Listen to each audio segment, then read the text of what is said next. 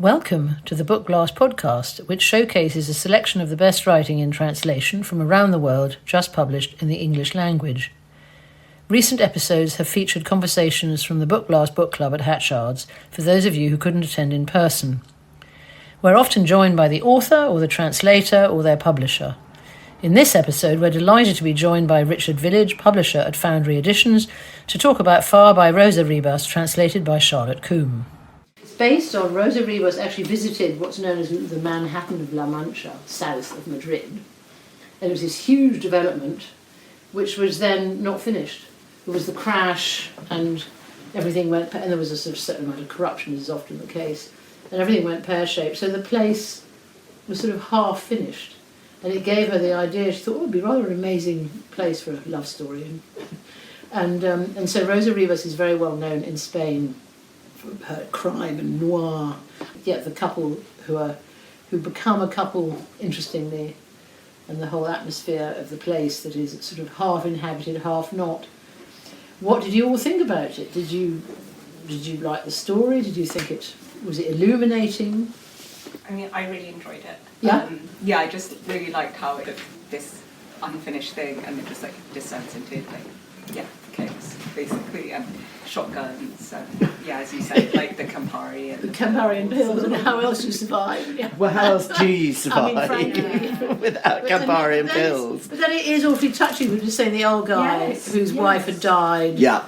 And so there was a real tenderness. Yes. About the way they were real people. Now that is quite something. They were real, believable, rather touching people, and also the horrible. Who was it? Not the mayor. The horrible man. Pacheco. Who's awful. Oh, well, he who weeps. I love it. Weeping at the foot of the statue. Yes. The statue in its espadrilles. Oh, do you mean the president? That's the president of the whole thing. Of the residents. The residents. Oh my, yeah. Terrible he was man. awful. And then the man who's horrible to the little boy who wants food. And, so it is the characters. Somehow she really, how she builds it up. It's very clever. I read most of it quite a few weeks ago. So I read the end, and then I thought I'd better go back and read some of the beginning because I've forgotten it. Yeah. And it was only when I did that I realised it starts off by saying there were two bodies, but before the story ends there will be three bodies. Yeah, which is very good, but I'd forgotten it. And so there is a bit of a crime because she's a crime writer. But I think what is interesting with her is that though, yes, crime, suspense, mystery, but it's not just crime. And you wonder, and also, again, in a way, when we had Claudia Pinheiro, and she was talking about how there's crimes of society, crimes against women. So now it's like you almost feel this writer also, what is the crime? It's not just the bodies, it's the crimes of humanity against, the man who's being horrible to the little boy, or you see, and the main man, the main man, that we don't know about. Exactly. We don't know about what he has done. We don't know what he did. Well, there's something with him. One feels it's something of the sort of fraudulent monetary. Yeah. One doesn't quite feel that he's killed somebody necessarily. No. But he's done something really horrendously awful. He might actually have been a policeman because he was a policeman. Yes, he was a policeman. The man whose flat it was. Yes. Definitely says He was a policeman, I think. So he was a corrupt policeman. He was a corrupt cop. Yeah. I mean, I think it's really interesting what you say about the crimes that society, because I think that's what it's all about. It's about, exactly. It's all about Spain having had the terrible crash, we all had the terrible economic crash, but in Spain it was demonstrated most obviously by the housing boom, and then the complete crash, which means that things like this, flight of fancy, where you'd build a new community it's a real place. In the middle of the place. Well, it's a real place. The Guardian, we found the article about it. And it's Manhattan of La Mancha. Or I mean, it's in the middle of La Mancha. I don't know if you've ever been to central Spain. Completely. Which is there's just nothing. There's nothing. It's that red earth that just goes on forever. And the odd windmill and Don Quixote. He's not there anymore, but it's just really surreal, this idea that you can build a community essentially in the desert, and vanity of vanities, all of that. But also you've got it's. I was interested in Spain, the context, because actually my mother lived in Spain in the 50s when. I mean, that was before, but tourism sort of began, so people began to live there. Okay, there were Robert Graves and all that, so it was all that vibe. But all the writers there, and in Puerto del Reich in Mallorca, so it was lovely. But still, you did begin. She actually wrote for something called the Spanish American Courier, and I've got old copies of it. So it's all very. It's like a sort of picture post of etc. But that's when tourism began, and then tourism. When you look at what's happened, Spain, the south. I remember the south of France as a child.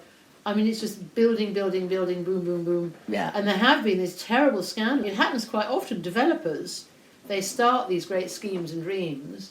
They need your money to build it. But then it can all go belly up.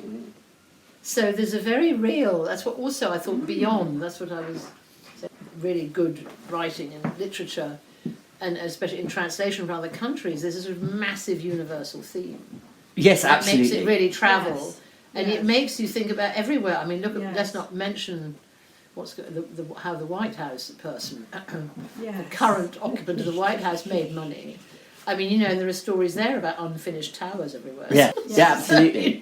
So, it's I mean, like there's a game, lot but of reality in it. But there is a reality There's also a in lot it. of surreal. Yeah. Because, J.G. Ballard, high rise and concrete Oh, that's island. true. I feel That's it. true. I felt yes, it that's was true. very, very like J.G. Ballard. I thought there was a real sniff of I think there's a little bit of Claudia Pinero in it, but I think there was a real sniff of J.G. Ballard, of that kind of, this just, it's like, it's so entirely unnatural and so sort of forced into its landscape. Yeah. And everybody's forced into behaving in a way that is completely unnatural. And I think that's really fascinating. And that's that's exactly what J.G. Ballard writes about. That's true. And then also, you were saying it made you think a bit about Beckett. There is that slightly waiting for ... Something that's like The atmosphere. Well, It's true. absolutely. The I atmosphere. never thought of that. There is you could finish everything and it mentions like faith or losing his faith, like the gardener at the end losing his faith. It's kind of like in ways in God they slowly just like losing faith. No, it's so there's a lot in it.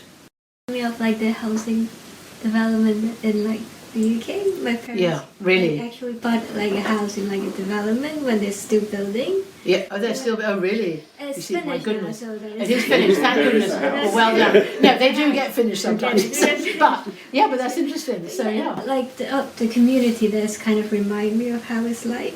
Really, Like, that's interesting. It's Yeah. like because it's like not that much around, so they kind of just You're an island like, kind of thing. like, meet each other and like make friends with each other and get around. So. But there was something after the war. Was it called Newtown?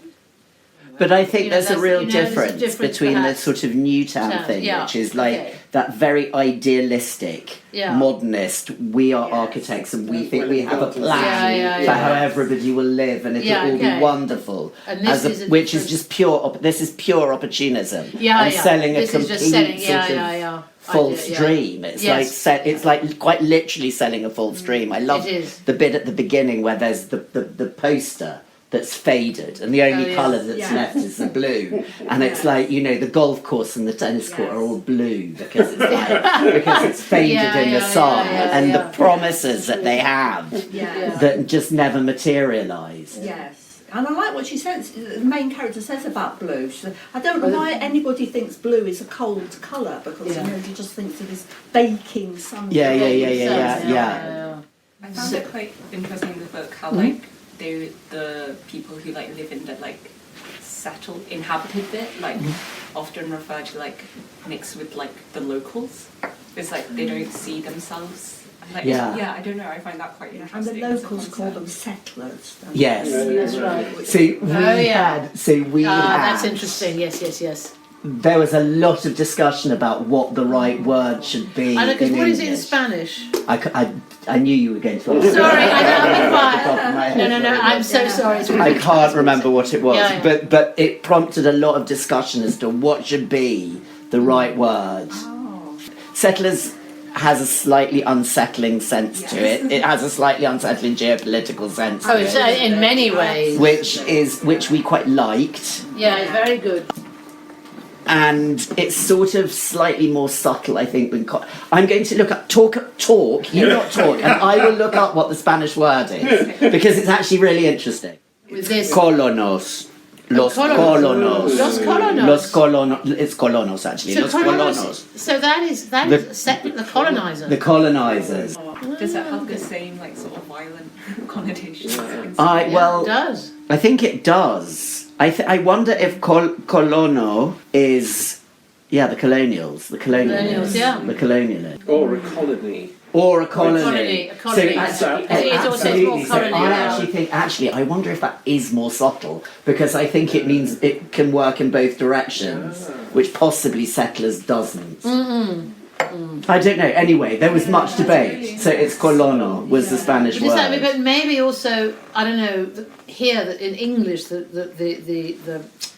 the vibes, the atmosphere of the word colony or colonist or colonial, it's got very heavy connotations and politics and stuff. Yes. I don't know if in colonos in Spanish it's as what are the connotations? Well, is it settler? Is it colonial? But is it less? Because here, so colonia. So you do call like holiday developments.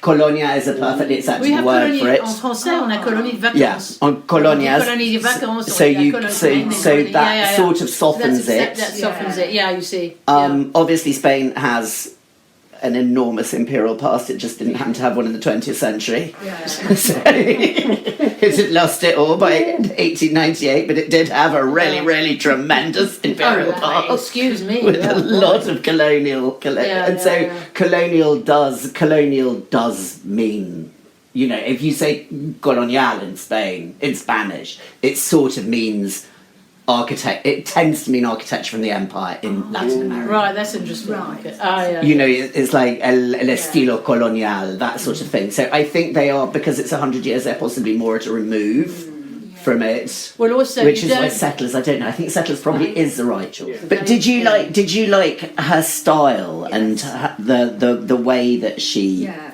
I mean, you felt you really sort of got to know the characters, but you didn't know their names. Yeah. You knew Matthias, but you didn't know the two main characters' names, did you? They never... Yeah, and the chapter by chapter, I think, worked really well. Oh, what, the him, then her, then him, then her, Yes, I think that worked well. Yes, that was rather fun, that. And then, but at the end, there were actually some criminals who came in. I was reading that perhaps rather fast. That's right, because then, yes, that's right. All the angry, the maid, they all go and try and attack.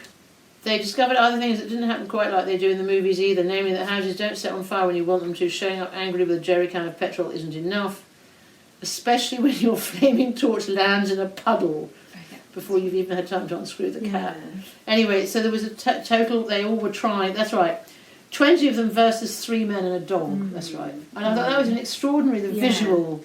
So interesting, because it's escalated from telling somebody you can't wear leggings. Yeah.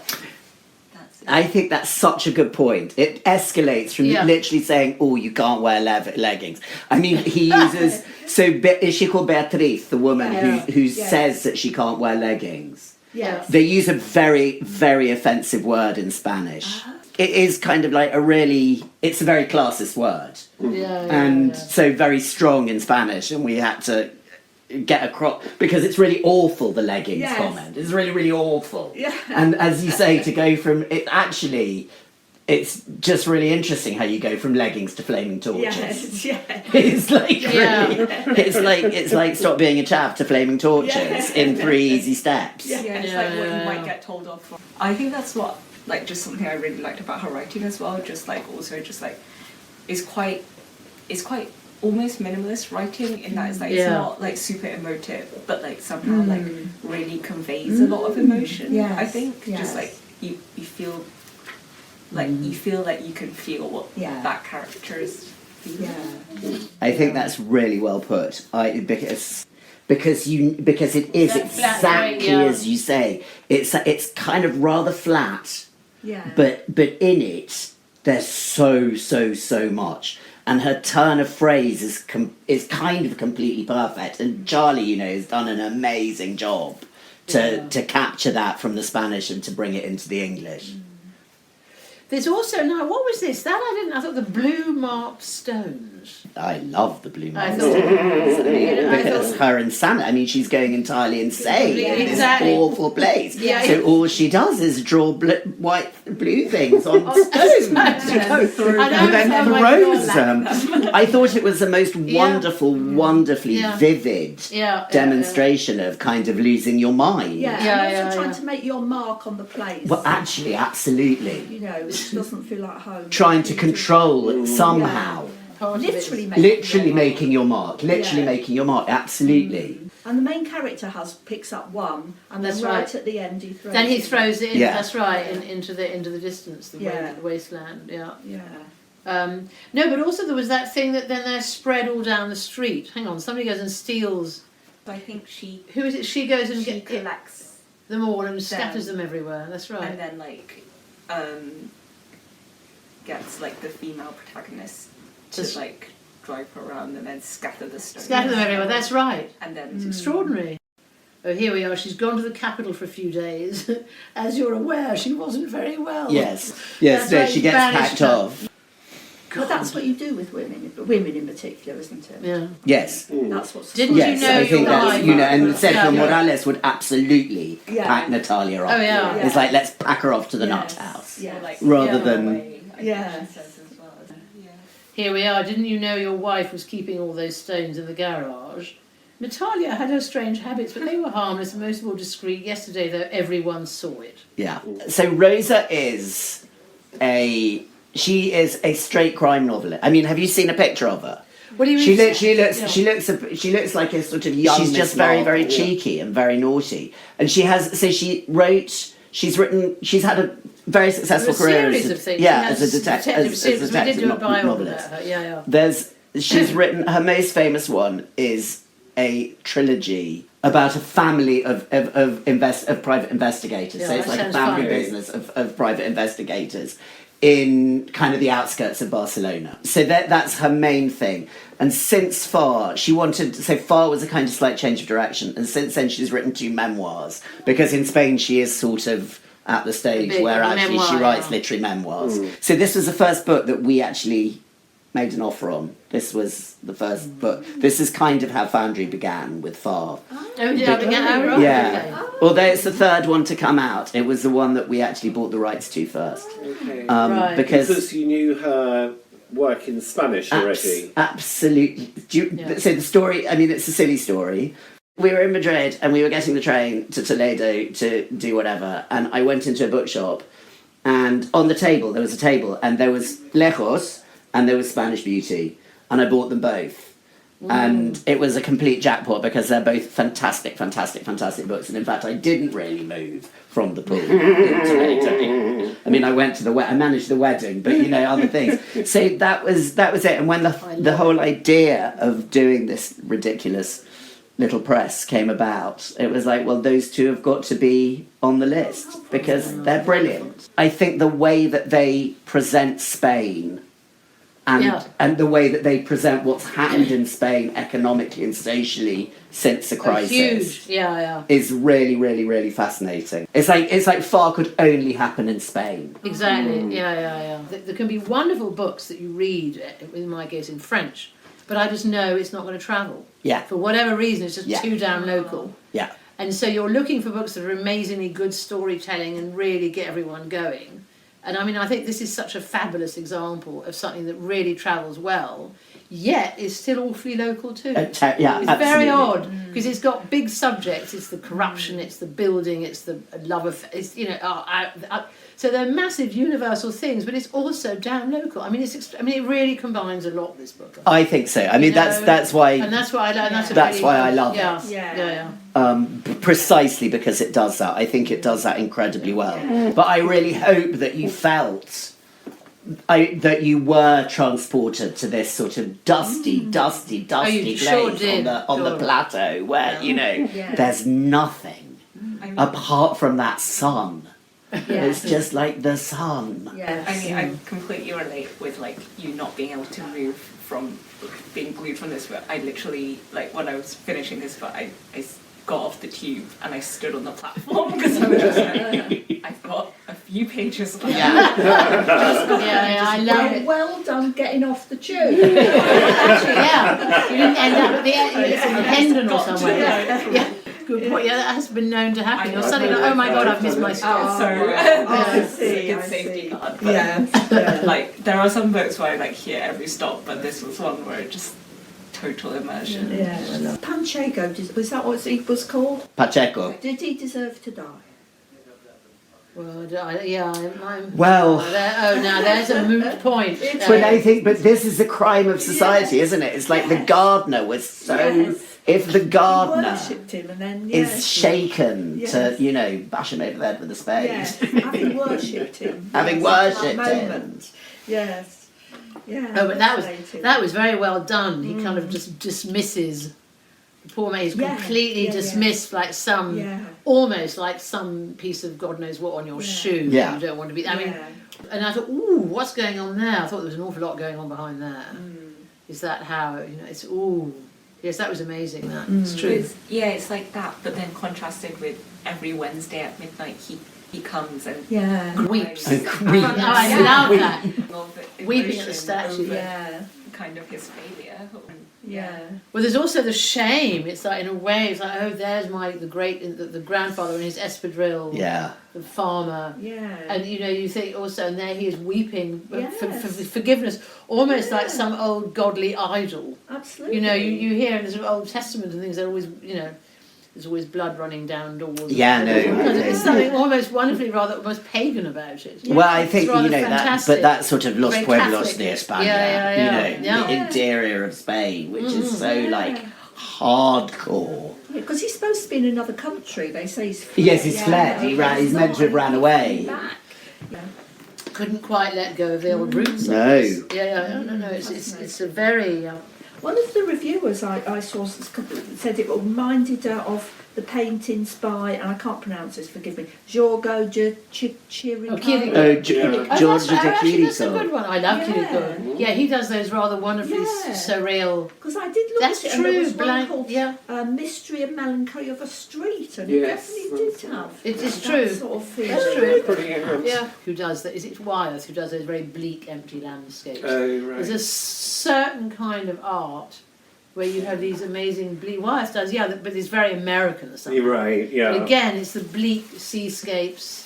There's the house. Wyeth. He's another. Georgia thinking about it. Can do that as well. Yeah, there's a sort of certain type. There's this. So it's kind of unnerving. And slightly almost. unnerving. It is unnerving. Yeah. You think like the book, you think something is going to be, and it And even the isn't, films, and your world is slightly on a teeter. I think like going back to like the gardener and like the statue, something it kind of reminded me of was like sort of like like in communist Eastern Bloc countries, you often see like big brutalist sort of structures. Well, but then they all got knocked down. Yeah. Yeah, exactly.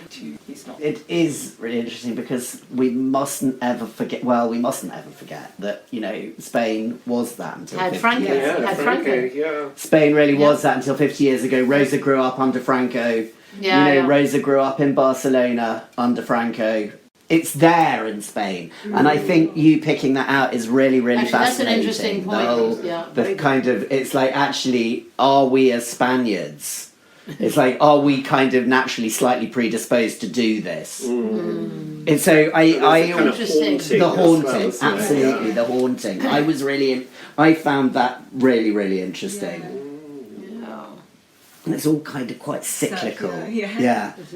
There is a sort of sense of haunting throughout, actually. And it's like, because you're haunted by, but being haunted by the living as well as by. Because there's the lights. He looks out and there's the insomniac. Yes. The light on, and then and it's always on, but he never sees anybody. And he's a ghost, really, because he can only exist in the shadows. Yes. Exactly. So I think that sort of. That kind of, well, he kind of is a bit, isn't he? Yeah. So that sort of, it's not quite clear whether, and I think that all adds to the real surreal thing of it all. It's like, it's like, God, my life has become such that I can only go out, I live in an abandoned, half-finished housing estate, and I can only go out at night. It's like... Though what's nice Would at be least the at the end best they get place to end away. up. They do at least get away. They get away. That is nice. I mean, Yeah. so there's a little thing of hope at the end. And they get take out. Matthias with them. And they take, exactly. It's Yes, rather touching that's that, right. his loyalty. Yeah. But yeah, exactly. Yeah. It's so quite they do. interesting how, like, for the woman in the story, like, obviously she starts out working during the day, and then, like, almost she's more happy when towards the end, when she's working towards in the night. Like, Oh, because she's consulting in Yeah. Asia, yeah. isn't she? Like, yeah, she Yeah. Yeah. switches that, and then, like, yeah, I don't know. Yeah. Yeah. Well, also There's she doesn't something speak very occurs. well. So. Yeah. And I think that it is all about sort of, so the light place and the place that you think is real actually is the thing that the two characters that you like most sort of spurn. It's like they Yeah. spurn the light and they gravitate towards the darkness, and they Yeah. sort of want to become ghosts because they Yeah. can't be real in this Yeah. environment. Yeah. So you feel that they can only become real again when they escape. Yeah. And there's that sort of turning point where she smashes the mug. Yes. You know, she's Oh, yeah, been the mug, that's haunted right. by this man in the bushes with a gun, blah, blah, blah. And then she smashes the mug, and she manages to turn the community, who have sort of seen her as a bit of an outside, against him. Yeah. That's when they start to be able to make their... To be free. Get away. Well, it's not free, but yeah. That brings us to the end of our discussion. Thank you all for joining us, and to Richard Village for giving us insights into the book and the translation and more, and to Hatchards for hosting us. For those of you listening who would like to read far, please do visit our bookshop online at bookshop.org.uk.